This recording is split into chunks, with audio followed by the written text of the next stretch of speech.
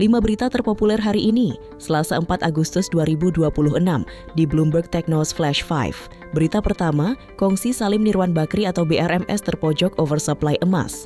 PT Bumi Resources Minerals Tbk atau BRMS menghadapi tantangan baru akibat kelebihan pasokan atau oversupply emas di pasar domestik.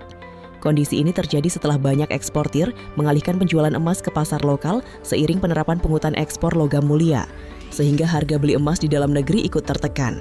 Dampaknya, penjualan emas dan perak BRMS anjlok sekitar 50% pada semester 1 2026 dibandingkan periode yang sama tahun lalu.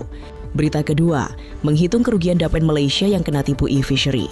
Komisi Anti Korupsi Malaysia atau MACC menyelidiki dugaan kerugian investasi dana pensiun negara, kumpulan uang persaraan diperbadankan atau KAWAP di startup Agritech Indonesia e-fishery. MACC membentuk tim khusus untuk mengusut kasus tersebut dan menegaskan proses penyelidikan akan dilakukan secara transparan serta sesuai ketentuan hukum yang berlaku. Kasus ini merupakan perkembangan terbaru dari dugaan penipuan senilai sekitar 300 juta dolar Amerika Serikat yang menyeret e-fishery hingga akhirnya bangkrut. Berita ketiga, Warsh ingin ubah frekuensi rapat kebijakan The Fed. Ketua Federal Reserve Kevin Warsh mengusulkan perubahan frekuensi rapat kebijakan Bank Sentral Amerika Serikat. Salah satu usulannya adalah mengurangi rapat penetapan suku bunga menjadi 6 kali setahun. Sementara 2 rapat lainnya difokuskan untuk membahas isu ekonomi yang lebih mendalam. Hingga kini belum ada keputusan yang diambil. Sementara perubahan tersebut akan menjadi yang terbesar sejak jadwal 8 rapat tahunan diterapkan pada awal 1980-an. Berita keempat, Jepang. Pastikan Amerika Serikat bantu intervensi yen. Jepang mengonfirmasi Amerika Serikat ikut membantu intervensi di pasar valuta asing untuk menopang nilai tukar yen. Intervensi bersama dilakukan setelah yen melemah ke level terendah dalam 4 dekade dan menjadi aksi koordinasi pertama kedua negara dalam 15 tahun terakhir. Pemerintah Jepang menegaskan siap melakukan intervensi lanjutan bersama Amerika Serikat jika pelemahan yen kembali berlanjut.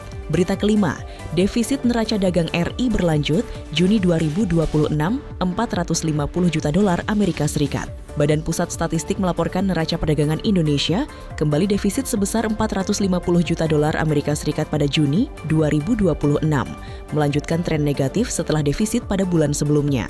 Meski masih mencatat defisit, nilainya membaik dibandingkan Mei 2026 yang mencapai 1,61 miliar dolar Amerika Serikat, sekaligus mengakhiri tren surplus yang bertahan selama 72 bulan. Defisit Juni terutama dipicu neraca migas yang minus 3,49 miliar dolar Amerika Serikat. Sementara sektor non-migas masih mencatat surplus berkat ekspor minyak nabati, bahan bakar mineral, serta besi dan baja. Itu dia 5 berita terpopuler pilihan Bloomberg Technos hari ini. Ikuti terus update selanjutnya di www.bloombergtechnos.com.